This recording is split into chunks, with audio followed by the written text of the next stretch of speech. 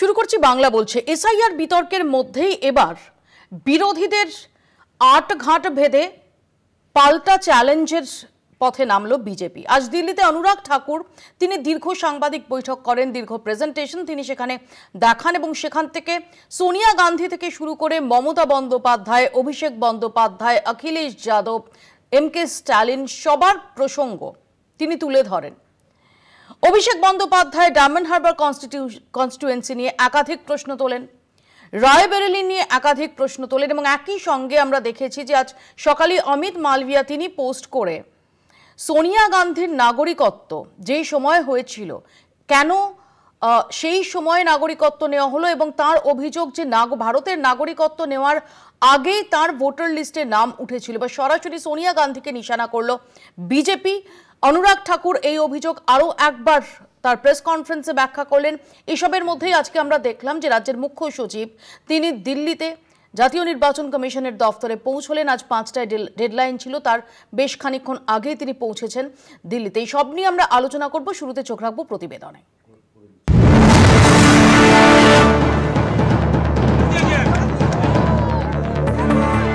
SIR নিয়ে কেন্দ্র রাজ্য সংঘাত যখন তুঙ্গে, তখন মমতা থেকে অভিষেককে নিশানা করলেন কেন্দ্রীয় মন্ত্রী অনুরাগ ঠাকুর। বাংলাদেশি অনুপ্রবেশ বন্ধে 2005 সালে লোকসভায় স্পিকারের মুখের ওপর কাগজ ছুঁড়ে মমতা বলেছিলেন বাংলা বাংলাদেশিতে ভরে গেছে।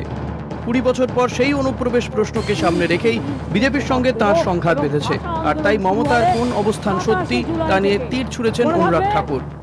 और ममता बनर्जी जी से मैं सवाल पूछना चाहता हूं भाई, आप 2005 में लोकसभा में, मुझे आज भी याद है, स्पीकर की चेयर के पास जाके फेंक दिए थे उन्होंने कागज जोर से और कहा था बांग्लादेशी घुसपैठियों को वोट बैंक बन रहा है और ये लिस्ट में उनके नाम है, आप लोग रोकने का काम नहीं करते हैं। तो ममता बनर्जी जी आज अगर सफाई होने का काम होता है तो फर्जी घुसपैठिए जो वोट बैंक है उसकी सफाई अभियान पे आप रोक क्यों लगवाना चाहते हो? क्या तब आप दिखावा करते थे और आज घुसपैठिए वोट बैंक को बचाने के लिए ममता बनर्जी जी घड़ियाली आंसू में बहा रही हैं? মুখ্যমন্ত্রী পাশাপাশি অভিষেক বন্দ্যোপাধ্যায়কেও নিশানা করেছেন অনুরাগ। তার অভিযোগ ডায়মন্ড হারবার কেন্দ্রে ভুতুরে ভোটার সংখ্যা একের পর এক সামনে আসছে। অভিষেকের কৃপায় একই ঘরে 28 জন ভোটার, একই ভোটার একাধিক পোলিং স্টেশনে। डायमंड हार्बर में देखिए काम कैसे है। जाकिर हुसैन मौला, सुबेद अली मौला, शबाना खातून, 3 जगह इनके वोट बन गए साहब। और 28 वोटर आईडी एक ही घर पे हाउस नंबर 1 पे बने, 265 नंबर पोलिंग बूथ पे 111 वोट आईडी एक ही घर पे। अभिषेक जी ये घुसपैठी वोट बैंक के बारे में जवाब देंगे? क्या वो अपना इस्तीफा देंगे? डायमंड हार्बर से इस्तीफा देंगे? मेरा सवाल केवल उनसे इतना ही है। মমতা অভিষেকের পাশাপাশি সোনিয়া গান্ধীকেও নিশানা করেছে বিজেপি। এক্স হ্যান্ডেলে পোস্ট করে অমিত মালব্য লিখেছেন, সোনিয়া গান্ধীর নামই ভোটার লিস্টে দুবার উঠেছে। প্রথমবার 1980 সালে, তখন তিনি ইটালির নাগরিক। এরপর 1983 সালে, আইনত ভারতীয় হওয়ার 1 মাস আগে। এটা কি বিধিভঙ্গ নয়? প্রশ্ন তুলেছেন মালব্য। রাহুল গান্ধী থেকে সোনিয়া গান্ধী অবৈধ ভোটারদের বাঁচাতে চাইছেন বলে অভিযোগ করেছেন অনুরাগ ঠাকুর। मेरा राहुल गांधी से सीधा सवाल है, किस बात का डर है राहुल जी? शपथ पत्र नहीं देते, सबूत नहीं देते, झूठे आरोप लगाकर भाग जाते हो और यही आपका तरीका हो गया है। এসআইআর প্রশ্নে গতকালের পর আজও কেন্দ্রকে নিশানা করতে ছাড়েননি অভিষেক। এক্স হ্যান্ডেলে তিনি লিখেছেন, নির্বাচন কমিশনের মতে 2024 সালে ভোটার লিস্ট ত্রুটিপূর্ণ, নানা অসামঞ্জস্যে ভরা।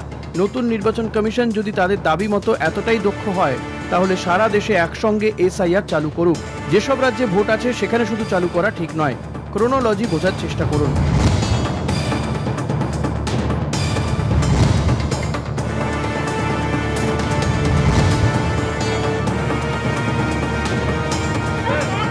কেন্দ্র রাজ্য টানাপোড়েনের মধ্যেই জাতীয় নির্বাচন কমিশন ডেকে পাঠিয়েছে মুখ্য সচিবকে।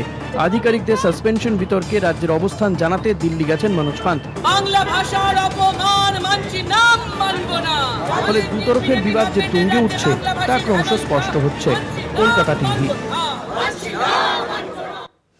আমাদের সঙ্গে রয়েছেন বিজেপির পক্ষ থেকে অঙ্কন দত্ত, কংগ্রেসের পক্ষ থেকে অশোক ভট্টাচার্য, সিপিআইএম এর পক্ষ থেকে সায়ন ব্যানার্জি এবং কিছুক্ষণের মধ্যেই আমাদের সঙ্গে যোগ দেবেন তৃণমূল কংগ্রেসের পক্ষ থেকে প্রসূন ব্যানার্জি। আমি প্রথমে অশোকদার কাছেই আসি যে অশোকদা, আজকে আমরা দেখলাম একদম 70টা স্লাইডের প্রেজেন্টেশন দেখিয়ে বিজেপির তরফ থেকে যে পাল্টা রীতিমতো বিরোধীদের নিশানা করা হলো এবং সেখানে দাঁড়িয়ে সোনিয়া গান্ধীর নাগরিকত্ব নিয়ে প্রশ্ন তোলা হলো। বলা হলো যে সময় তার নাম ভোটার লিস্টে ওঠে 80 সালে, সেই সময়ও তিনি ভারতের নাগরিক নন। বিতর্কের মুখে পড়ে 82 সালে সেটা সরানো হয়, আবারও 83 সালে সেটা ফিরে আসে এবং তিনি একই সঙ্গে এই প্রশ্নও তুলেছেন যে বিয়ের 15 বছর পরেও কেন ভারতের নাগরিকত্ব তিনি নিলেন সে নিয়েও তিনি প্রশ্ন তুলেছেন। রাহুল গান্ধী নিয়ে অনুরাগ ঠাকুর প্রশ্ন তুলছেন, বলছেন যে রায়বেরেলির কি চিত্র, সেখানে ভুয়ো ভোটারের তিনি ডেটা দিচ্ছেন, যে সমস্ত সন্দেহভাজন যা তথ্য রয়েছে সেগুলো তিনি তুলে ধরছেন। তিনি বলছেন 83, 151, 218 নম্বর বুথ, সবকটা বুথে মোহাম্মদ কাইফের নাম, এরকম একাধিক উদাহরণ দিচ্ছেন। মুশকিলটা হয়ে গেছে যিনি আজকে প্রেস কনফারেন্স করে এত বড় বড় কথাবার্তা বলছিলেন, মানে তার সম্পর্কে কিছু বলতে আমাদের রুচিতে বাজে। এই মানুষটাই তো বলেছিলেন গলি মারো সালেকো, কিন্তু আমি ধরে নিচ্ছি এটা বিজেপির কথা, তো অনুরাগ ঠাকুর নয়। বিজেপি আরএসএস এরা অতীতে বিচরণ করতে খুব ভালোবাসে। এখন ব্যাপারটা হচ্ছে যে সময়ের কথা বলছেন, সোনিয়া গান্ধীর নাগরিকত্ব নিয়ে তাদের প্রশ্ন 1980 সাল, তখন তো সবে ভূমিষ্ঠ হয়েছিল। তো ভূমিষ্ঠ হলে তো মানুষের ভাষাজ্ঞান থাকে না, অন্য কোনো মানসিক বোধ বুদ্ধির বিকাশ থাকে না, তাই তখন হয়তো বলতে পারেননি। এতদিন পরে অ্যাডাল্ট হয়েছে বিজেপি, তাই হয়তো কথাগুলো বলছে। তো আমার প্রশ্নটা অন্য জায়গায়। আমার প্রশ্নটা হচ্ছে যে রাহুল গান্ধীকে নিয়ে বিতর্ক, অভিষেক ব্যানার্জিকে নিয়ে বিতর্ক। আচ্ছা, অভিষেক ব্যানার্জি যে সময়ে সাংসদ হলেন সেই সময়ের সেই পিরিয়ডে নির্বাচন কমিশন পুরো ঠুটো জগন্নাথ হয়ে গেছে বিজেপির হাতে পড়ে। আমাদের কথা, যেই রায়বেরেলির ভোটার তালিকা কারচুপি নিয়ে প্রশ্ন তুলছেন সেই সময় কি কংগ্রেস সরকারের কথা বলছেন? না, রাহুল গান্ধী রায়বেরেলি থেকে জিতেছেন। রায়বেরেলিতে যদি ভোটার তালিকায় কারচুপি হয়ে থাকে সেটাও তো নির্বাচন কমিশনের দিকে আঙুল। আমাদের কথাটা হচ্ছে ইনস্টিটিউশনের যে ধারণা, সেই ধারণাটাকে ভেঙে টুকরো টুকরো করে দিয়েছে এরা। আমাদের কথা হচ্ছে স্বচ্ছ ভোটার তালিকা নিয়ে। একটা 7 বাই 8 ফুট ঘর, 80 জনের নাম, ওই ঘরে 80 জন বাস করতে পারেন, তো আমার কথা নয়। অনেক সংবাদ মাধ্যম গিয়ে একদম গ্রাউন্ড জিরোতে গিয়ে এনকোয়ারি করেছে, তারা দেখেছে যে কথা রাহুল গান্ধী বলেছেন একেবারে সত্যি। এত ভয় কেন? অনুরাগ ঠাকুর কথা বললেন 80টা না 70টা স্লাইড দেখিয়েছেন, 800টা দেখান, আপত্তি নেই। আমরা প্রশ্ন করছি নির্বাচন কমিশনের কাছে, নির্বাচন কমিশনকে আড়াল করার জন্য অনুরাগ ঠাকুর মোদী সাহেবের কেন, কোন যুক্তিতে আজকে নেমে পড়তে হচ্ছে ফিল্ডে, বলতে পারেন? আমি প্রসূনদার কাছে আসবো। প্রসূনদা, আজকে আমরা দেখেছি মমতা বন্দ্যোপাধ্যায় 2005-এর প্রসঙ্গ টেনে এনে মমতা বন্দ্যোপাধ্যায়কে নিশানা করেছে অনুরাগ ঠাকুর। তিনি বলছেন যে এখনো মনে আছে যে লোকসভায় তিনি কাগজ ছুঁড়েছিলেন, এই অনুপ্রবেশ সংক্রান্ত ইস্যুতেই তিনি কাগজ ছুঁড়েছিলেন এবং সে সময় তার বক্তব্য সেটা একদম ডিফারেন্ট ছিল। নাম্বার 1। নাম্বার 2, তিনি বলছেন ডায়মন্ড হারবারকে উল্লেখ করে স্পেসিফিক্যালি তিনি প্রশ্ন তুলছেন যে 4 বছরে 15% ভোটার বৃদ্ধি হয়েছে। 103 নম্বর বাড়িতে, সেখানে একই বাড়িতে বহু ধর্মের ভোটার। খুরশিদ আলম নামে একজন ভোটারের প্রসঙ্গ উল্লেখ করে তিনি বলছেন যে তার নাম একাধিকবার তালিকায় দেখা যাচ্ছে, কিন্তু তার পিতৃ পরিচয় বারবার চেঞ্জ হয়ে যাচ্ছে। একই সঙ্গে তিনি বলছেন যে একটা ঘরে 111টা ভোটার আইডি।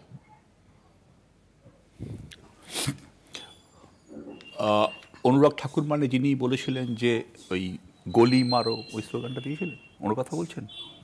অনুরাগ ঠাকুর বিজেপি নেতা, প্রাক্তন মন্ত্রী। রাইট। তো উনি এমনি ইরেসপন্সিবল মন্তব্য করার জন্য অলরেডি একটা সুনাম অর্জন করেছেন গোটা ভারতবর্ষে। শাহিনবাগ আন্দোলনের সময় ওনার মন্তব্য নিয়ে গোটা ভারতবর্ষ আলোড়িত হয়েছিল। ফলে অনুরাগ ঠাকুর ঠিক কী বলছেন সেটা কেউ, মানে আমার মনে হয় না ভারতবর্ষে কোনো সেন্সিবল মানুষ খুব একটা গুরুত্ব দেবে।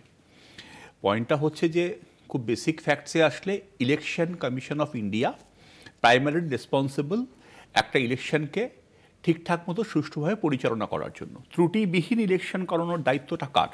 রাজ্য সরকারের নয়, কোনো প্রার্থীর নয়, সেটা ইলেকশন কমিশন অফ ইন্ডিয়ার। এপিককে ইস্যু করে ইলেকশন কমিশন অফ ইন্ডিয়া। সুতরাং অনুরাগ ঠাকুর গোটা ভারতবর্ষে যত অ্যানোম্যালিস খুঁজে বার করবেন, তত আপাতত যে কনস্টিটিউশনাল বডি যেটা ছিল ইলেকশন কমিশন অফ ইন্ডিয়া, যেটা এখন বিজেপির কন্ট্রাকচুয়াল বডিতে পরিণত হয়েছে, তো সেই সংস্থার দিকেই বারবার উনি আঙুল তুলবেন, কারণ যদি কোথাও কোনো ত্রুটি উনি বার করবেন, গোটা ভারতবর্ষই বার করতে পারেন, সেটা কিন্তু ইলেকশন কমিশন অফ ইন্ডিয়ার দিকেও না বলা উচিত। Election commission of India primary responsible একটা ত্রুটিহীন নির্বাচন করার জন্য। প্রার্থী হিসাবে কালকে আপনিও কোথাও প্রতিদ্বন্দ্বিতা করতে পারেন, আপনার দায়িত্ব না কোনো কিছু খুঁটিয়ে দেখা। কাশ্মীর থেকে কন্যাকুমারী সব জায়গায় ইলেকশন কমিশনের দায়িত্ব। সুতরাং এই ধরনের ইরেসপন্সিবল মন্তব্য না করে ওনার বরং উচিত সামান্য সময় কনস্ট্রাকটিভ কাজে ব্যয় করে আজিম আঞ্জুমের ভিডিওগুলো একটু দেখা। এগুলো হবি টুইটারে আছে, ইউটিউবেও আছে, যেখানে দেখা যাচ্ছে যে প্রেজেন্ট যে আমাদের এসআইআর বলে একটা প্রক্রিয়া চালু হয়েছে, যেটা বেসিক্যালি একটা সাইলেন্ট ইনভিজিবল রিগিং আমরা বলছি, এবং যে ত্রুটিযুক্ত তালিকার মাধ্যমে একটা ইলিগালি একটা গভর্নমেন্ট অ্যাপয়েন্টেড হয়েছে। ভারতবর্ষের প্রধানমন্ত্রী তিনি অ্যাপয়েন্টেড হয়েছেন ইলিগালি, অনুরাগ ঠাকুরের নিজের বক্তব্য অনুযায়ী। মানে প্রধানমন্ত্রী ইলিগালি অ্যাপয়েন্টেড, স্বরাষ্ট্রমন্ত্রী ইলিগালি অ্যাপয়েন্টেড। এই যে একটা ইলিগালি অ্যাপয়েন্টেড একটা গভর্নমেন্ট, প্রথমেই মনে হয় যে মাননীয় প্রধানমন্ত্রীর পদত্যাগ করা উচিত, কারণ যে ত্রুটিযুক্ত নির্বাচনী তালিকা নিয়ে উনি প্রধানমন্ত্রী হয়েছেন। অনুরাগ বারবার বোধহয় এটাই ইন্ডিকেট করছেন যে মিস্টার মোদী পদত্যাগ করলে মনে হয় ভালো হয়। আমি সায়নের কাছে আসবো। সায়ন,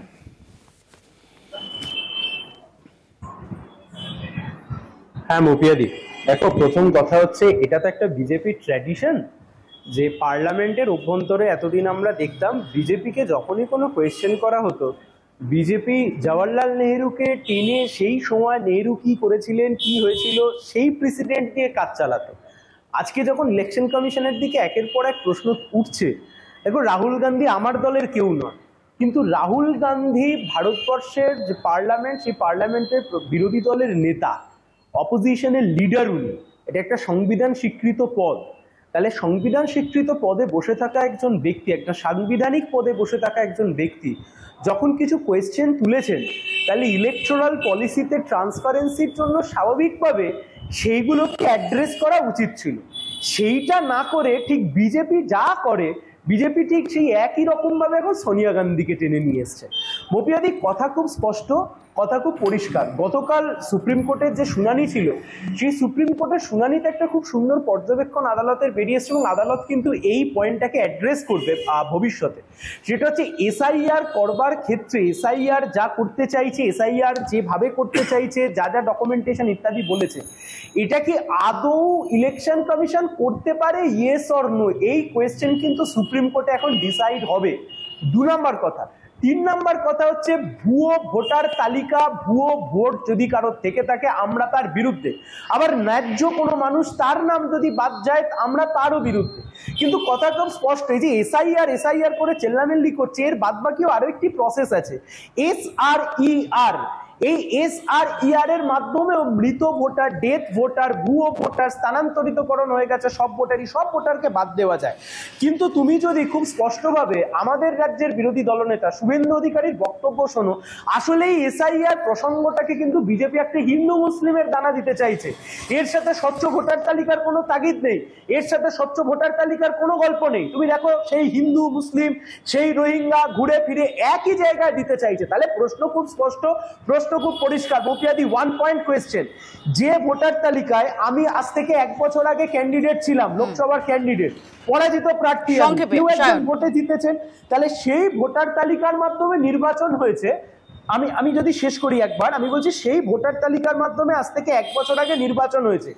1 বছর পরে কি এমন ঘটনা ঘটে গেল যার জন্য হঠাৎ করে এই প্রশ্ন সাধারণ মানুষের মনের মধ্যে জাগিয়ে দেওয়ার? আমি আসবো সায়নের কাছে, আমি অঙ্কনের কাছে আসবো। সায়ন, আমি অঙ্কনের কাছে এই প্রসঙ্গেই আসি যে অঙ্কন, আজকে অনুরাগ ঠাকুরের এই ডিটেল প্রেস কনফারেন্সের পরও আমরা যদি ধরে নিই যে রায়বেরেলি নিয়ে, ডায়মন্ড হারবার নিয়ে, কনৌজ নিয়ে, মৈনপুরি নিয়ে যা যা প্রশ্ন তিনি তুলেছেন, সেই প্রশ্নগুলো যদি ভ্যালিড হয়, তাহলেও তো গতকাল অভিষেক বন্দ্যোপাধ্যায় যা বলেছেন, আজকেও সেটা রিপিট করেছেন, যে তাহলে তো ভোটার তালিকায় যদি এত গরমিল থেকে থাকে, তাহলে সেই সময়ের যে ইলেকশন কমিশনার, তার বিরুদ্ধে ব্যবস্থা নেওয়া উচিত। 1, 2 হচ্ছে লোকসভা ভেঙে দিয়ে নতুন করে নির্বাচন করা উচিত। না, এসআইআর এসআরইআর বা এসএসআর যা নিয়ে আলোচনা হচ্ছে, এ তো কোনোটাই ভারতবর্ষে নতুন কিছু হচ্ছে না। 2002 সালে যখন এসআইআর হয়েছিল, পশ্চিমবঙ্গ থেকে প্রায় 28,70,000 নাম বাতিল হয়েছিল, তখন কি অভিষেক বন্দ্যোপাধ্যায়ের পিসি মমতা বন্দ্যোপাধ্যায়, যিনি একবার এনডিএ তারপর ইউপিএ আবার এনডিএতে গিয়ে মানে দফতরবিহীন মন্ত্রী হয়ে গেছিলেন, তিনি কি পদত্যাগ করেছিলেন? যখন পশ্চিমবঙ্গ থেকে আমরা দেখতে পেয়েছিলাম 28 লক্ষ নাম বাতিল হয়েছিল, বা তখনকার তিনি কি এই দাবিটাও করেছিলেন যে বুদ্ধদেব ভট্টাচার্য 2001 সালে যে সরকারটা নির্বাচিত হয়ে এলো সেই পুরো সরকারটা ভুয়ো, সেই সরকারটাকে বাতিল করা হোক?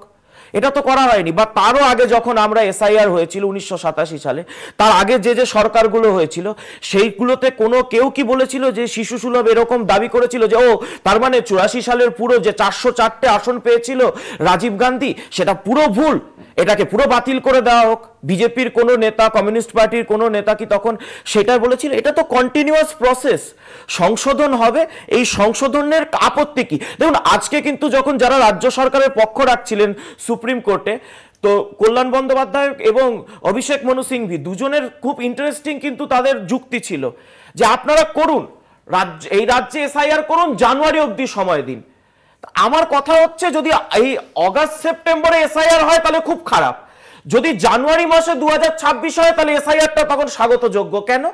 হয় পুরোটাই আপনার আপত্তি থাকবে, নাহলে আপনি বলবেন 6 মাস পরের এসআইআর আমরা আছি, কারণ 6 মাসের মধ্যে যাবতীয় যে সমস্ত ভুয়ো ভোটার আমরা দেখেছি, সাদরাডি থেকে শুরু করে বিভিন্ন শেফালি খাতুন, যারা বাংলাদেশি জঙ্গি, যারা আনসারুল্লাহ বাংলার সদস্য, অবশ্য এখানে এসে ডবল ভোটার কার্ড নিয়ে নিয়েছেন, তাদের ভোটার লিস্টে নামগুলোর জন্য যা আরো ওই যে আমরা দেখতে পাচ্ছি না এখন ডোমিসাইল সার্টিফিকেট, মানে 1 সপ্তাহে 70,000 ডোমিসাইল তৈরি করে দেওয়া হচ্ছে, ইত্যাদি করা যাবে। এইগুলোর জন্য আপনারা যদি এসআইআর এর বিরোধী হন, তাহলে যখন 2002 সালে হয়েছিল মুখ্যমন্ত্রী মমতা বন্দ্যোপাধ্যায় তখন কেন বিরোধিতা করেননি? যখন মুখ্যমন্ত্রী বলছেন যে অনুপ্রবেশকারীরা পশ্চিমবঙ্গের ভোটার তালিকায় ঢুকে উগ্রপন্থীদের মোড়কদান করে দিয়েছে, যখন অনুরাগ ঠাকুর অভিযোগ করছেন যে রায়বেরেলির একাধিক বুথে মোহাম্মদ কাইফের নাম বা খুরশিদ আলমের একাধিকবার নাম, তার পিতৃ পরিচয় শুধু বদলে যাচ্ছে, একই ঘরে 111টা ভোটার আইডি, তাহলে রাহুল গান্ধী যে মহারাষ্ট্র বা কর্ণাটকের যে ইনস্ট্যান্সগুলো দিয়েছেন সেগুলোকে সিরিয়াসলি নেওয়া হচ্ছে না কেন? আমরা তো প্রত্যেকটাই সিরিয়াসলি নিতে চাই।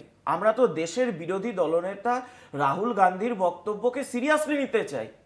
আমরা কেন সিরিয়াসলি নেব না? উনি যে কর্ণাটক নিয়ে যে প্রসঙ্গের উল্লেখ করেছেন, আমরা ওনাকে সমর্থন করছি। আমরা তো বলছি উনি যেটা নির্বাচন কমিশন বলেছে, আমরা তো বলিনি যে আমাদের কাছে এসে প্রমাণ দিন, বিজেপি দপ্তরে আপনি এসে প্রমাণ দিন, বলেনি তো। আপনার কাজেই যেখানে অশোকদা রয়েছে, অশোকদা পঞ্চায়েত ভোট, পৌরসভা ভোট সব ভোটে কর্মীদের সাথে মাঠে ময়দানে করে, সেখানে যদি কোনো অভিযোগ থাকে, কিছু থাকে, ত্রুটি থাকে, অশোকদা যায় নির্বাচন কমিশনের কাছে। আমি আসবো সেই নির্বাচন কমিশনের কাছে রাহুল গান্ধী যান। আমি একটা ছোট্ট বিরতি আমাকে নিতে হবে। যে প্রশ্ন নির্বাচন কমিশন রাহুল গান্ধীকে বলছেন হলফনামা দিন, সেই প্রশ্ন নির্বাচন কমিশনকে অনুরাগ ঠাকুরকে কালকে বলবেন হলফনামা দিন। এইখানে বিচারিতা, আমি একদম, যদি নির্বাচন কমিশন উত্তর চাইবেন কি চাইবেন না আমার জানি, যদি উত্তর চান বা যদি আমাদের হলফনামা দিতে পারলেন, অনুরাগ ঠাকুর বা বিজেপির যে কোনো কর্মী সেখানে দিতে রাজি আছে, আমাদের অবস্থান স্পষ্ট।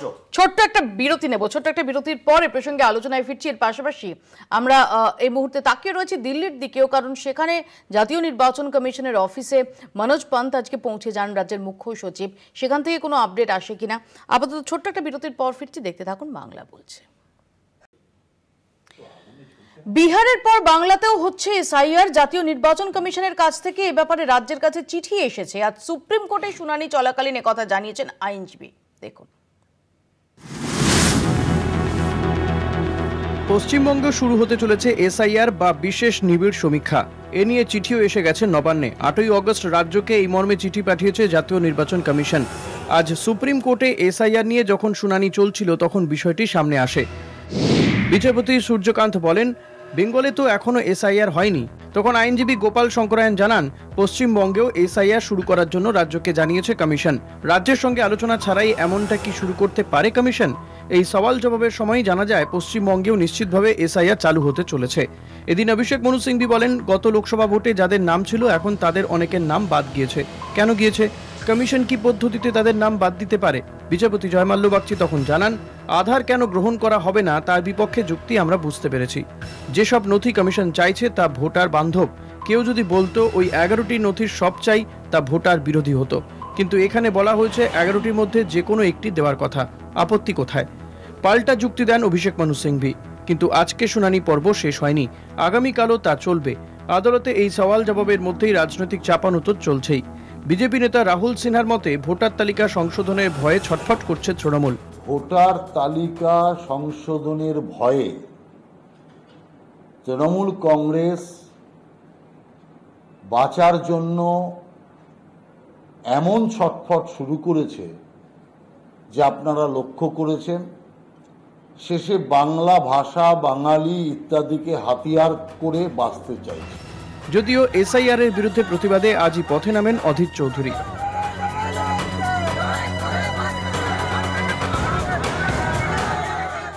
সুপ্রিম কোর্টই বলেছিল যে আধার বা এপিকে গুলো বিবেচনার মধ্যে রাখা হোক। সুপ্রিম কোর্ট ঠিক করবে এটা, আমরা কখনো বলিনি তো। যেটা দেশে চালু আছে সেটাই বলেছি, এতদিন এটাই চালু ছিল সে কথাটাই বলেছি। হঠাৎ করে নির্বাচন কমিশন সে নাগরিকত্ব প্রমাণের দায়িত্ব নিতে পারে বলে আমরা মনে করি না, তাই বলেছি।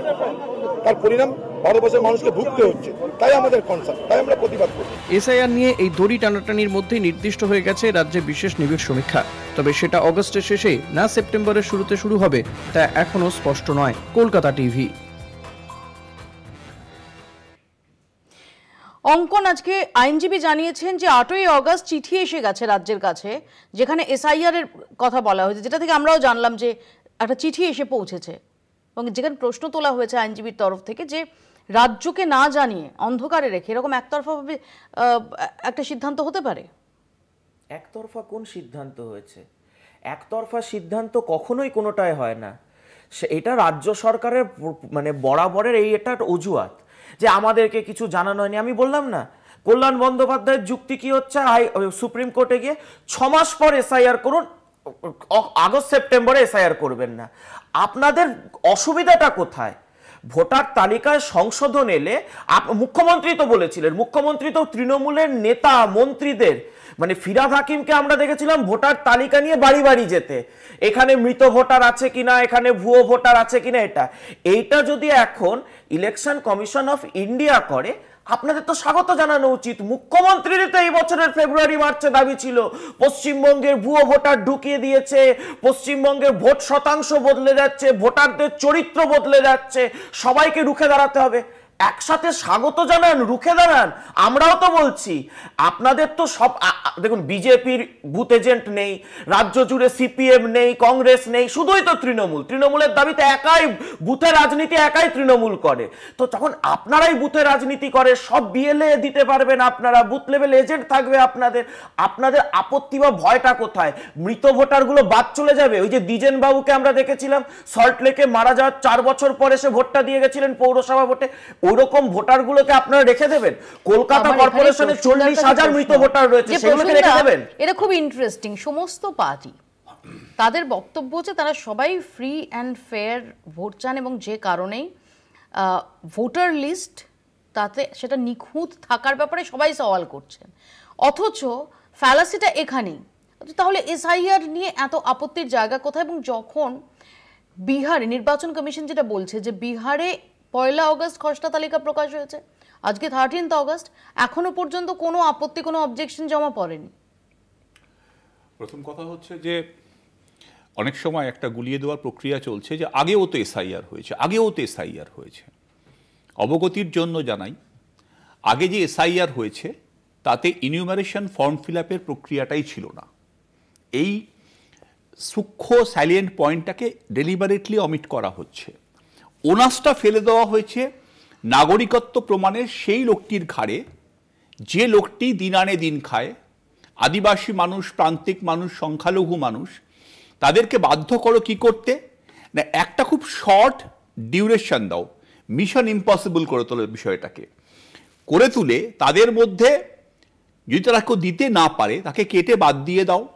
যেখানে আবার ঢোকানোর প্রয়োজন, যেমন হরিয়ানাতে কি হয়েছিল, অক্টোবর 13 থেকে অক্টোবর 18-র মধ্যে 6.87% ভোটারকে অ্যাড করে দেওয়া হলো, ফেভারেবল ভোটারকে, যেটা কয়েক লক্ষ ভোটারের সমান। যাতে বলা হচ্ছে বিজেপি অলমোস্ট, এটা আমার সার্ভে নয়, একটা এজেন্সির সার্ভে, সেটা হচ্ছে ভোট ফর ডেমোক্রেসি, তারা বলছে 24টা সিটে বিজেপি ভাবে জয়লাভ করেছে।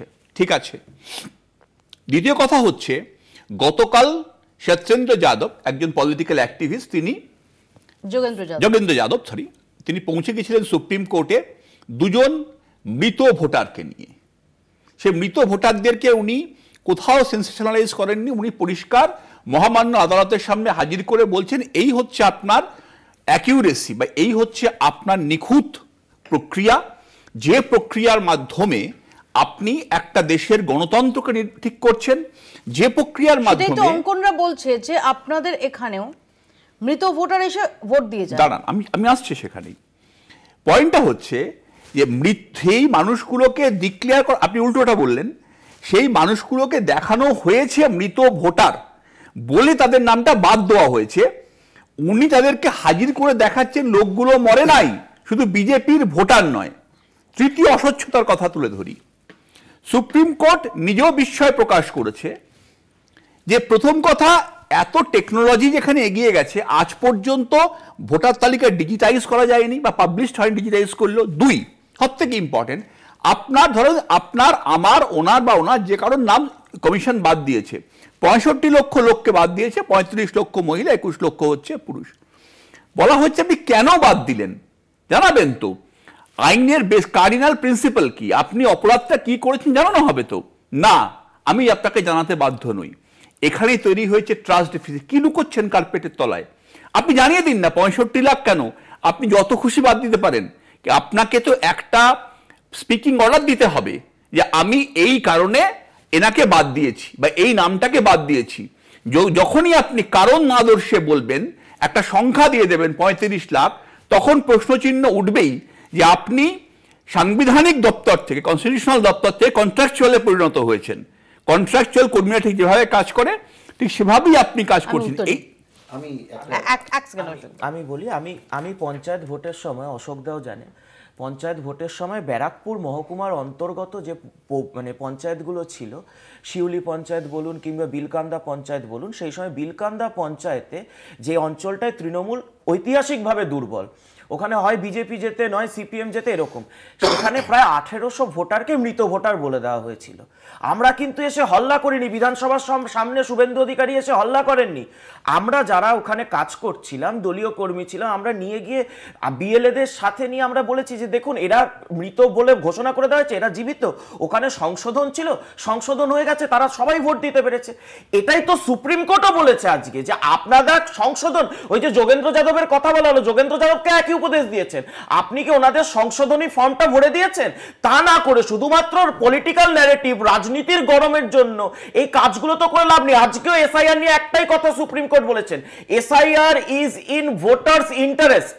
এটা কিন্তু ভোটারদের পক্ষে, ভোটারদের বিপক্ষে নয়, কিন্তু রাজনীতি করতে হবে, রাজনীতির রুটি শেখতে হবে, তাই বিরোধিতা।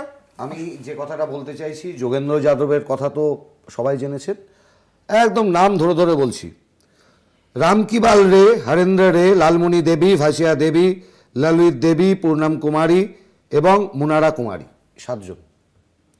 7জন এসআইআর প্রক্রিয়ার পরে বিহারের তেজস্বী যাদবের যে কনস্টিটিউয়েন্সি, রাঘবপুর কনস্টিটিউয়েন্সি, সেখান থেকে তাদের নাম বাদ গেছিল মৃত বলে। সেই 7জন আজকে অন ক্যামেরা রাহুল গান্ধীর সাথে এসে দেখা করেছেন।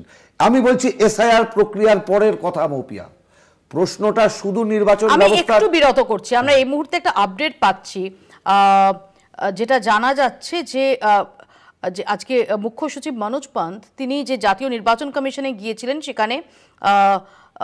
সেখান থেকে যে আপডেট পাওয়া যাচ্ছে আমরা একটু জানার চেষ্টা করব। সত্য সুন্দর ভট্টাচার্য আমার সহকর্মী এই মুহূর্তে আমাদের সঙ্গে টেলিফোন লাইনে রয়েছেন। সত্য, দেখো, যেটা জানা যাচ্ছে যে সন্ধ্যে 6টা নাগাদ এই গুরুত্বপূর্ণ বৈঠক যেটা ছিল জাতীয় নির্বাচন কমিশনের ফুল বেঞ্চের সঙ্গে, রাজ্যের মুখ্য সচিবকে যে তলব করা হয়েছিল তাকে ডেকে পাঠানো হয়েছিল ইআরও, এবং এই ইআরওদের বিরুদ্ধে ব্যবস্থা কেন নেওয়া হয়নি এই বিষয়। যেটা জানা যাচ্ছে যে রাজ্যের মুখ্য সচিব সেখানে ইসিআই এর কাছে, অর্থাৎ জাতীয় নির্বাচন কমিশনের কাছে তিনি তাদের যে নির্দেশ, সেই নির্দেশ রাজ্য কার্যকর করবে এমনটাই কিন্তু আশ্বাস দিয়েছেন সেখানে। এবং সেখানে তারপর জাতীয় নির্বাচন কমিশনের তরফে একটা নির্দিষ্ট সময়সীমা তার কাছে জানতে চাওয়া হয়, যেটা সূত্র মারফত জানা যাচ্ছে সেখানে মুখ্য সচিব জানিয়েছেন যে আগামী 21শে আগস্টের মধ্যে জাতীয় নির্বাচন কমিশনের যে চিঠি ছিল, অর্থাৎ তাদের বিরুদ্ধে এই অভিযোগ, ভোটার তালিকায় কারচুপিতে অভিযুক্ত 2 ইআরও, 2জন AERO এবং একজন ডেটা এন্ট্রি অপারেটর, অর্থাৎ মোট 5 জন, এদের বিরুদ্ধে যে নির্দেশ দেওয়া হয়েছিল সেই নির্দেশ কার্যকর করবে রাজ্য, এমনটাই কিন্তু জানা যাচ্ছে। অর্থাৎ তুমি যেটা বলছো সত্য, যে আমরা গত দুদিন আগে যে চিঠি রাজ্যের তরফ থেকে নির্বাচন কমিশনকে দেওয়া হয়েছিল দেখেছিলাম, এবং যেখানে বলা হয়েছিল যে একজন AERO এবং একজন ডেটা এন্ট্রি অপারেটর তাদের জাস্ট অব্যাহতি দেওয়া হচ্ছে ভোটের কাজ থেকে, বাকি যে নির্দেশ ছিল অর্থাৎ 4 জন WBCS অফিসার তাদের সাসপেন্ড করা এবং তাদের বিরুদ্ধে FIR করার, সেই নির্দেশ মানতে চলেছে রাজ্য, এই আশ্বাস দিয়ে এসেছেন মুখ্য সচিব। দেখো, একেবারেই তাই, কেননা জাতীয় নির্বাচন কমিশনের যে নির্দেশ ছিল সেই নির্দেশে কিন্তু পরিষ্কারভাবে উল্লেখ করা হয়েছিল যে তাদেরকে সাসপেন্ড করতে হবে, সেই সাসপেন্ড যাতে রাজ্য কার্যকর করে সেই নির্দেশই কিন্তু মুখ্য সচিবকে যে চিঠি দেওয়া হয়েছিল, প্রথম চিঠি, তাতে কিন্তু তেমনটাই ছিল। শুধু সাসপেন্ড নয়, তাদের বিরুদ্ধে প্রয়োজনীয় আইনানুগ ব্যবস্থা, সেক্ষেত্রে FIR করার যে নির্দেশ ছিল সেই নির্দেশও রাজ্য কার্যকর করবে, এমনটাই কিন্তু আশ্বাস মুখ্য সচিব দিয়েছেন, এটাই সূত্র মারফত জানা সত্য। ধন্যবাদ সত্য সুন্দর ভট্টাচার্য আমাদের সঙ্গে এতক্ষণ টেলিফোনে ছিলেন। এবং এই মুহূর্তে অত্যন্ত গুরুত্বপূর্ণ খবর, অবশেষে নির্বাচন কমিশনের যে নির্দেশ, সেই নির্দেশ মানতে চলেছে রাজ্য। আজ মুখ্য সচিব জাতীয় নির্বাচন কমিশনের ফুল বেঞ্চের সামনে এমনই আশ্বাস দিয়ে এসেছেন বলে আমরা জানতে পারছি। আপনারা জানেন যে নির্বাচন কমিশনের নির্দেশ ছিল যে 4 জন WBCS অফিসার যাদের বিরুদ্ধে তারা কাজে এই ভোটার লিস্টে অসঙ্গতির অভিযোগ পেয়েছেন, তাদের 4 জনের বিরুদ্ধে ব্যবস্থা নেওয়ার, তাদের সাসপেন্ড করার এবং তাদের বিরুদ্ধে FIR করার নির্দেশ দেওয়া হয়েছিল, যা নবান্ন মানেনি। এবং নবান্নের তরফ থেকে শুধুমাত্র একজন AERO এবং একজন ডেটা এন্ট্রি অপারেটর তাদের ভোটের কাজ থেকে অব্যাহতি দিয়ে চিঠি দেওয়া হয়েছিল যে যদি পূর্ণাঙ্গ তদন্ত ছাড়া এ ধরনের ব্যবস্থা নেওয়া হয় তাহলে সামগ্রিকভাবে টিমের মনোবলের উপর একটা আঘাত হবে। এরপরই অসন্তুষ্ট নির্বাচন কমিশন মুখ্য সচিব মনোজ পান্থকে দিল্লিতে তলব করে এবং দিল্লিতে গিয়ে মুখ্য সচিব জানিয়ে এসেছেন যে নির্দেশ, জাতীয় নির্বাচন কমিশনের যে নির্দেশ, সেই নির্দেশ কার্যকর করবে রাজ্য, এমনই আশ্বাস দিয়ে এসেছেন বলে সূত্রের খবর। এটা খুব গুরুত্বপূর্ণ প্রশ্ন। তো এখানেই প্রশ্ন যে তাহলে এর আগে কেন নয়? দেখুন, প্রথমেই বলি যে এটি একটি সরকারি বিষয়, নাম্বার 1। আপনি একটি ইনপুট পেয়েছেন এই মাত্র। আমার মনে হয় যে এরকম একটি গুরুত্বপূর্ণ সরকারি বিষয়ে মন্তব্য করার জন্য সমস্ত বিষয়টা যে যখন অফিসিয়ালি সামনে আসবে, ইলেকশন কমিশন জানাতে পারে বা রাজ্য সরকার জানাতে পারেন, আমার মনে হয় সেইখানে তখন জিনিসটা অনেক পরিষ্কার হবে এই আলোচনাটা করার জন্য।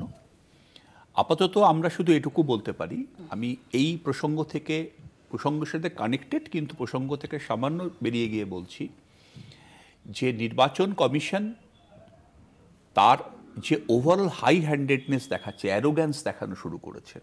আপনি যদি মনে দেখেন, প্রথম দিন সুপ্রিম কোর্টে জয়মাল্য বাগচি মাননীয় বিচারপতি একটা অবজারভেশন দিয়েছিলেন যে জাতীয় নির্বাচন কমিশন সিটিজেনশিপ ঠিক করবে না, তারা ভোট পরিচালনা করবে। নির্বাচন কমিশন বলল না, সিটিজেনশিপ আমরাই ঠিক করে দেব। সুপ্রিম কোর্ট বলল যে আপনি 65 লাখকে বাদ দিয়েছেন, অসুবিধা কোথায়, দেখান না কেন হচ্ছে, আমি মানতে বাধ্য নেই আপনার কথা।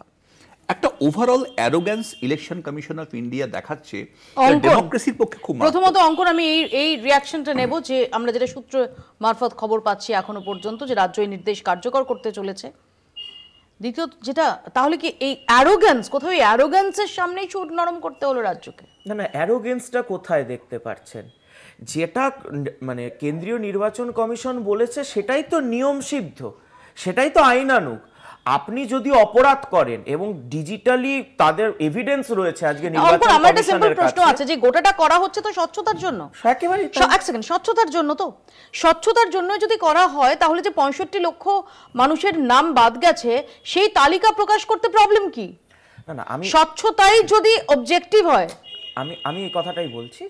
প্রথমে আমি এইটাই বলে নিই, আমি দিয়ে যাচ্ছি আপনার ওই প্রশ্নতেও যাচ্ছি। এবার এইখানে তো দেখুন বারবার করে SIR এ ভয় পাচ্ছে কেন তৃণমূল কংগ্রেস? তৃণমূল কংগ্রেস এ কারণেই মানে ভয়টা পাচ্ছে। আপনি পঞ্চায়েত নির্বাচনেও দেখিয়েছেন যে ভিডিওকে দিয়ে, না ভিডিওকে দিয়ে অখিলেশ সমাজবাদী পার্টি, আমি তো আপাতত সবাই তো এটা নিয়ে আপত্তি পশ্চিমবঙ্গে বসে রয়েছে, আমি তো উত্তরপ্রদেশে নেই যে আমি সমাজবাদী পার্টির হয়ে সেখানে বলবো, বা এখানে সমাজবাদী পার্টির কেউ নেই যে তাদের সাথে আমি তর্ক করতে পারবো। তো এখানে আজকে কংগ্রেস অধীর চৌধুরী পথে নেমেছেন। না না, অধীর চৌধুরী তো দিদি এই কথাও বলেছেন যে ওনার 35 থেকে 40 লক্ষ ভুয়ো ভোটার তৃণমূল কংগ্রেস কারসাজি করে এই রাজ্যের ভোটার তালিকায় ঢুকিয়ে রেখেছে, বার করা উচিত। বামপন্থীরা তো প্রায় 40,000 ভুয়ো ভোটারের লিস্ট নিয়ে গত বছর গেছিলেন যে আপনারা বাদ দিচ্ছেন না কেন, কলকাতা, শুধুমাত্র কলকাতা কর্পোরেশনের মধ্যে। ওনার এই যে আজকে ডায়মন্ড হারবার নিয়ে আপনি বলছেন না, অনুরাগ ঠাকুর এই কথা বলেছেন, ওনাদের প্রার্থী ছিলেন প্রতিকুরদা। প্রতিকুরদা তো 111 মানে 1000 আমি সায়নকে অনেক নেব তারা 1011টা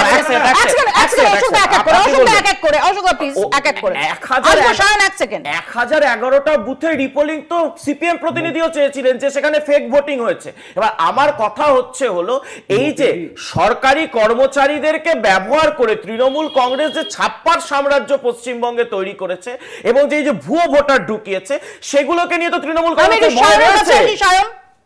শায়ন, ভুয়ো ভোটারের অভিযোগ তো তোমাদের তরফ থেকেও করা হয়েছে। মৌপিয়াদীপ, হ্যাঁ অবশ্যই 100 বার করা হয়েছে। এমনকি তোমার স্টুডিওতে বসেও আমি করছি যে ভুয়ো ভোটার দিয়ে তৃণমূল ভোটে যেতে। কিন্তু মৌপিয়াদি কথা খুব স্পষ্ট এবং কথা খুব পরিষ্কার, ইলেকশন কমিশন যে ফর্ম দেয় তার মধ্যে 7 নম্বর ফর্ম, মানে আমরা যারা বুথে কাজ করি বা করেছি, 7 নম্বর ফর্ম ফিল আপ করে বুথের যে কোনো মৃত ভোটার বা ডেথ ভোটার বা যেখানে ভুয়ো ভোটার রয়েছে তাকে বাদ দেওয়া যায় মৌপিয়াদি, এক্সক্লুশন করা যায়। সেই সিস্টেমটাকে বলে SRER, তার জন্য SIR বা ইত্যাদি ইত্যাদি তার জন্য প্রয়োজন হয় না। আমরা ইলেকশন কমিশন ভারতবর্ষের বুকে মানে তার যদি ইতিহাস দেখি বা ভারতবর্ষের ইলেকটোরাল রোলের ইতিহাস দেখি, তার সবসময় হচ্ছে ইনক্লুশন, অর্থাৎ মানুষকে আনো, ভোটের মধ্যে মানুষকে আনো, গণতান্ত্রিক প্রক্রিয়ায় মানুষকে জোড়ো, 21 থেকে 18 করো, মানুষকে আস্তে আস্তে বৃদ্ধি করো। আজকের দিনে দাঁড়িয়ে এই যে এখানে প্রশ্ন উঠছে না, ধরো SIR নিয়ে, মৌপিয়াদি তুমি খুব স্পেসিফিক ভাবে দেখো, SIR এর যদি শুধুমাত্র একটা সাংবিধানিক সার্বত্তা থাকতো, SIR এর যদি শুধুমাত্র একটা ইন্টেনশন কি থাকে মৌপিয়াদি, কথা হচ্ছে এটাই। এ রাজ্যের বিরোধী দলনেতা SIR নিয়ে তার মন্তব্য কি, আমি 1 কোটি রোহিঙ্গা খুঁজে বের করবো। আরে ভাই 1 কোটি রোহিঙ্গা তুমি কোথায় পাবে? আমরাও বলছি পশ্চিমবাংলার বুকে ভুয়ো ভোটার আছে, সেই ভুয়ো ভোটারের তৃণমূল ভোটে যেতে, কিন্তু তুমি বিজেপি, তুমি এই SIR এর বড়কে তুমি হিন্দু মুসলিম করতে চাইছো, আর বিপদে পড়ছে গরিব খেটে খাওয়া সাধারণ মানুষ। আমি শেষ মৌপিয়াদি একটা কথা বলবো, এবং this is very much important. এই সব কিছু দেখে আজকে খুব মনে পড়ে যাচ্ছে যে 3-ম্যান কমিটি গঠন করা হয়েছিল, তোমার নিশ্চয়ই মনে আছে। সুপ্রিম কোর্ট অ্যাডভাইস করেছিল যে 3-ম্যান কমিটি অ্যাডভাইস করবে চিফ ইলেকশন কমিশনের নাম। সেই 3-ম্যান কমিটিতে থাকবেন দেশের প্রধানমন্ত্রী, থাকবেন বিরোধী দলনেতা, এবং তার সাথে থাকবেন দেশের প্রধান বিচারপতি, সুপ্রিম কোর্টের প্রধান বিচারপতি। তোমার নিশ্চয়ই মনে আছে এই সরকার বিল এনে বিচারপতির জায়গায় আরেকজন কেন্দ্রীয় মন্ত্রীকে নিয়ে চলে এসেছেন। অর্থাৎ এখন কি দাঁড়িয়েছে, একজন প্রধানমন্ত্রী, তার সাথে একজন কেন্দ্রীয় মন্ত্রী, তার সাথে একজন বিরোধী দলনেতা, অর্থাৎ চিফ ইলেকশন কমিশনার এখন এই 3 জন কমিটি। তো জওহরলাল নেহরুর আমলে ভোটার তালিকা কি তার মানে তখন রিগিং হয়েছে, ভোট রিগিং হয়েছে। অশোকদা, যে কথাটা সায়ন বলল, আমি আরেকটু সহজভাবে যদি বলতে চাই যে 6 নম্বর ইনক্লুশন, 7 নম্বর এক্সক্লুশন, আমি এই ব্যাপারে রিঅ্যাকশন চাইবো যে 21শে আগস্টের মধ্যে নির্বাচন কমিশনের নির্দেশ কার্যকর করা হবে বলে আশ্বাস দিয়েছেন মনোজ পন্ত, এমনটাই নির্বাচন কমিশন, এমনটাই সূত্রের খবর। দেখুন, এটা নির্বাচন কমিশন এবং রাজ্যের এই আধিকারিকদের ব্যাপার, আমি এর মধ্যে ঢুকতে চাই না যতক্ষণ না পুরো ব্যাপারটা সামনে আসছে। আমি যেটা বলতে চাইছি, SIR এর নামে যেটা সায়ন বলল, একদম আমি 100% সহমত। যেভাবে বাদ দেওয়া হয়, মৌপিয়ার বলতে হবে বাদ দেওয়ার কারণটা আগে থাকতো কি, আমি অবজেকশন দিতে পারতাম। তখন যারা এই আজকে BLOর আন্ডারে কাজ করে তারা বাড়ি বাড়ি যেত, এনকোয়ারি করে দেখতো। 2014 পর থেকে সিস্টেম থেকে বদলে দেয়া হলো যে অবজেকশন দেয়া যাবে না। তাহলে কি করতে হবে, যার বাড়ির লোক মারা গেছে সে ডেথ সার্টিফিকেট জমা দিলে তবে 7 নম্বর ফর্ম জমা দিতে হবে। এখন কিন্তু 7 নম্বর ফর্ম আমি দিতে পারি না। আগে আমি দিতে পারতাম যে অমুকের বাড়িতে একজন মারা গেছে, আমি অবজেকশন দিলাম, বাদ দিন। এবার যে কথাটা হচ্ছে, তাহলে সেই প্রক্রিয়া থেকে SIR কেন? SIRটার উদ্দেশ্য হচ্ছে নির্বাচন প্রক্রিয়াটাকে ঢাল হিসাবে রেখে একটা ধর্মীয় মেরুকরণ সৃষ্টি করা, এবং রাষ্ট্রের এই লেজিটিমেসি আজকে প্রশ্নের মুখে পড়ে গেছে রাহুল গান্ধীর লড়াইয়ের ফলে, তাই এরা আতঙ্কিত। আমার একটাই কথা, তাহলে আপনারা এতগুলো কথা বলছেন, আপনাদের তো 17,000 BLA আছে, বিহারের বুকে 17,000, এক দুজন নয়, 17,000 বিএলএ শেষ 2 সপ্তাহে একটাও লিখিত অভিযোগ নির্বাচন কমিশনকে জানাতে পারেননি। কেন? কেন যখন নির্বাচন কমিশন, কেন্দ্রীয় নির্বাচন মিথ্যাচার চলছে, এইটা পুরো মিথ্যাচার। আপনি বলছেন ইলেকশন কমিশন অফ ইন্ডিয়া মিথ্যাচার চলছে, এই বুলেটিনটা মিথ্যা বলছে নির্বাচন কমিশন। যদি নির্বাচন কমিশনের মিথ্যা বলে তাহলে সুপ্রিম কোর্টে কাউকে বলুন। আমি খুব মিথ্যাচারের বিরুদ্ধে সময় একদম শেষ, আমি প্রসন্ন দাকে খুব সংক্ষেপে বলুন যে এটা মিথ্যাচার করছেন। প্রসন্ন, প্রথম বিষয়টাই হচ্ছে যে ইলেকশন কমিশন অফ ইন্ডিয়া এখন যেটার উপর ডিপেন্ড করছে ইনিউমারেশন ফর্মের সঙ্গে। আপনি যদি এখনও ফর্ম 6কে ডাউনলোড করে দেখেন, দেখবেন ওখানে এখনও আপনাকে আধার ইত্যাদি দেওয়ার প্রভিশন রেখে দিয়েছে, যদিও তারা গিয়ে এখন বলছে যে আধারটা মান্যতা পাচ্ছে না। সুপ্রিম কোর্টও কালকে তাই বলেছেন। দেখুন, যে আধার নাগরিকত্বের প্রমাণ নয়। সুপ্রিম কোর্ট যখন, তার প্রতি আমাদের পূর্ণ শ্রদ্ধা আছে, সুপ্রিম কোর্ট অবজারভেশনটা কন্টিনিউয়াসলি দিচ্ছে, এখনো পর্যন্ত কিন্তু ফাইনাল জাজমেন্টটা বেরোয়নি। যেমন প্রথমে কি বলেছিল, যেটা উনি বলছিলেন যে এটা কখনো একটা মানে মাস ডিলিশন এক্সারসাইজ হওয়া উচিত নয়, তাহলে আমি ইন্টারফেয়ার করব। কেন বললেন? এই বিহারে যেখানে 65 লাখ বাদ গেছে, আপনি শুনলে অবাক হবেন, একটা ভোটারের নাম অ্যাড হয়নি। ভাবতে পারেন, একটা ভোটারের নাম অ্যাড করেনি, শুধু 65 লাখ টার্গেটেড বাদ দিয়ে দেওয়া হয়েছে। এই যে বিষয়টার মধ্যে সুপ্রিম কোর্ট এখনো পর্যন্ত কোনো ফাইনাল ভার্ডিক্ট বা জাজমেন্ট দেয়নি, অবজারভেশন দিচ্ছে। সময় একদম শেষ, আমাদের নজর থাকবে। এবং যেটা এই মুহূর্তের আপডেট, যে মনোজ পন্ত রাজ্যের মুখ্য সচিব, তিনি জাতীয় নির্বাচন কমিশনকে জানিয়ে এসেছেন যে 21শে অগস্টের মধ্যে নির্বাচন কমিশনের যে WBCS অফিসারদের নিয়ে নির্দেশ ছিল সেটা কার্যকর হবে। এই সংক্রান্ত ডেভেলপমেন্টের দিকে আমরা নজর রাখবো। আপাতত বাংলা বলছে এখানেই শেষ করছি, দেখতে থাকুন কলকাতা টিভি।